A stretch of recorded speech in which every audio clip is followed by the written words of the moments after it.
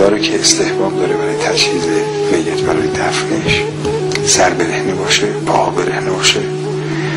من که مأموریت این کار بدوشم بود، وقتی امام‌ها برداشتم جورابم از پام در بردم، دیدم دکتر هم برهنه کرد پاهاشو. برادرها هر ستای پاهاشو برهنه کردن.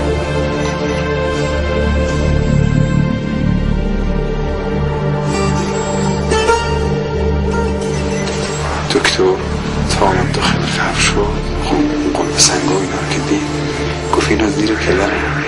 نه، اینجا باید مرتب باشه، بدنش رو بخوان اینجا بگذارن.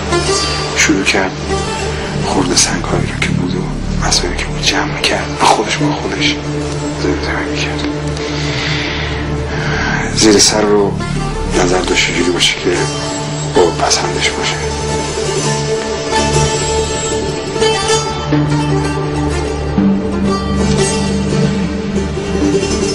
انواع تربت ها ما بردم، میخوری تربت هم من خودم داشتم. زمینه قبر همونجور که میبینید وقتی آماده شد مقدار تربت بود، دادم دکتر و بالشتی رو که از خشت و خاک بود آماده کرد بر ببرش.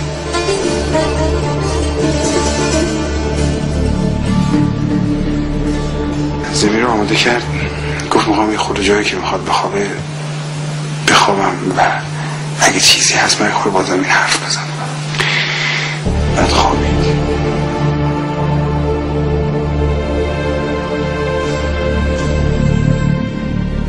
و تو حال خودش بود.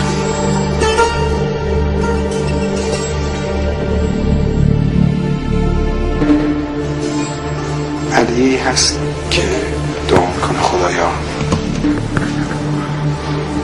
از زمین بخواد برای این جسدی که میخواد وارد او بشه آرامش، صفا، راحتی برقرار کنه.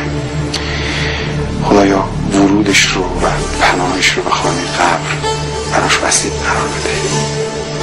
خدایا بهش تلقین کن و کمکش کن، زبانش رو باز کن که برهانهای خوبی اقامه کنه تو دل قبر.